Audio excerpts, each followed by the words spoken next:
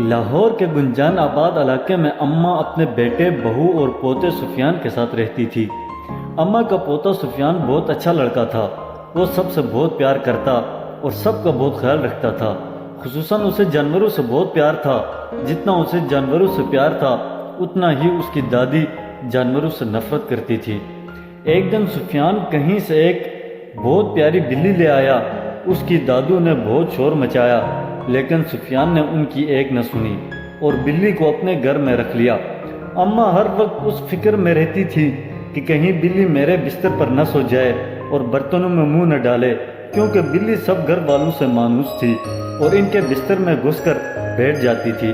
اماں بہت صفائی پسند اور سخت مزاج خاتون تھی اور وہ بلی کو گھر سے نکالنے کی فکر میں رہتی تھی۔ چونکہ وہ اپنے پوتے سے بہت پیار کرتی تھی، اس وجہ سے اسے برداشت کر رہی تھی۔ پھر ایسا ہوا کہ بلی کچھ دنوں کے لیے غائب ہو گئی اور کہیں دکھائی نہیں دی، تو اماں نے شکر ادا کیا کہ اس مصیبت سے تو چھٹکارا حاصل ہوا۔ ایک دن اماں سو رہی تھی کہ ان کے کانوں میں بلی کی آوازیں آنے لگی۔ اماں فوراً اٹھ کے بیٹھ گئی اور ارد گرد نظریں دوڑانے لگی۔ جب سارے کمرے کو متلاشی نظروں سے دیکھا تو اسے ایک کونے میں بلی اپنے دو ننھے منھے بچوں کے ساتھ بیٹھی ہوئی نظر آئی۔ اماں انہیں دیکھ کر آگ بگولا ہو گئی۔ ایک بلی کو تو برداشت کیا تھا، اب یہ دو اور مصیبتیں بھی نازل ہو گئی۔ اب تو میں انہیں ایک دن کے لیے بھی گھر میں برداشت نہیں کروں گی۔ اماں نے ڈنڈا اٹھایا اور بلی کو مارنے لگی۔ بلی کے بچے ڈر کے مارے ادھر ادھر بھاگنے لگے۔ اماں کو یہ اندازہ نہیں ہو سکا کہ بلی سخت بیمار ہے اور وہ مار کھا رہی تھی، لیکن بھاگنے کی کوشش نہیں کر رہی اور نہ ہی اپنے بچوں کی طرف بھاگ رہی ہے۔ اماں نے بلی کو اتنا مارا کہ وہ زمین پر لیٹ کر تڑپنے لگی اور اماں کی طرف اداس نظروں سے گھورنے لگی۔ اس کی آواز بھی نہیں نکل رہی تھی۔ اماں نے دونوں بچوں کو ایک شاپنگ بیگ میں ڈالا اور اپنے گھر سے تھوڑے فاصلے پر بنے ہوئے خالی گھر میں چھوڑ آئی، جو ابھی زیر تعمیر تھا اور اس میں کوئی نہیں رہتا تھا۔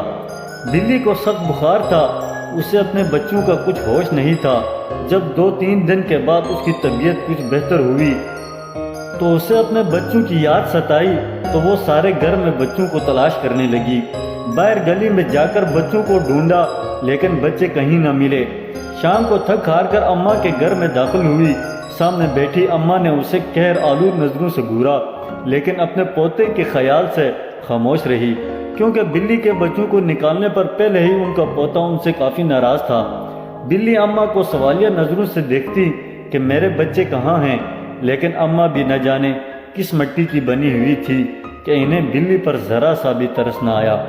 بلی کو بچوں کی بہت یاد ستائی تو وہ زور زور سے آوازیں نکالنے لگتی۔ اماں نے ایک بار پھر ڈنڈا اٹھایا اور بلی کو مارنا شروع کر دیا۔ سفیان نے جب یہ دیکھا تو اس سے برداشت نہیں ہوا۔ اس نے دادی کے ہاتھ سے ڈنڈا چھین لیا اور کہنے لگا، دادو کچھ تو خدا کا خوف کریں، ایک تو اس کے بچوں کو اس سے جدا کر دیا، دوسرا اسے بھی یہاں نہیں رہنے دیتی۔ اماں نے اسے ڈانٹا اور غصے سے کہا، دفع ہو جاؤ اور جا کر اپنے کمرے میں سو جاؤ۔ سفیان نے بلی کو اٹھایا اور اپنے کمرے میں چلا گیا۔ ابھی اس واقعے کو 2 دن ہی ہوئے تھے کہ اماں کو فالج کا حملہ ہو گیا۔ سفیان کی امی صبح ناشتہ بنانے کے لیے اٹھیں تو انہیں ساس کے کمرے سے ان کی عجیب و غریب آوازیں سنائی دی۔ وہ بھاگ کر ان کے کمرے میں گئی تو دیکھا کہ اماں ٹیڑھی میڑھی زمین پر پڑی ہیں۔ ان کی ایک سائیڈ مفلوج ہو چکی تھی، بار بار سر اوپر اٹھا رہی تھی لیکن اٹھ نہیں سکتی تھی۔ اتنے میں سفیان بھی کمرے میں آ گیا۔ دونوں نے مل کر اماں کو اٹھایا اور بستر پر لٹا دیا۔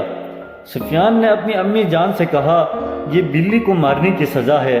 سفیان کی امی کہنے لگی، چھوڑو ان باتوں کو، پہلے ڈاکٹر کو بلاؤ۔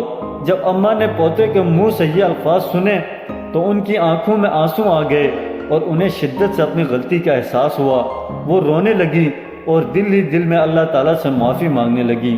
اللہ کی لاٹھی بے آواز ہے، انہوں نے بلی کے بچوں کو بلی سے جدا کیا اور اللہ تعالیٰ نے انہیں ایک ٹانگ اور ایک بازو سے محروم کر دیا۔ بلی اپنے بچوں کے لیے تڑپ رہی تھی۔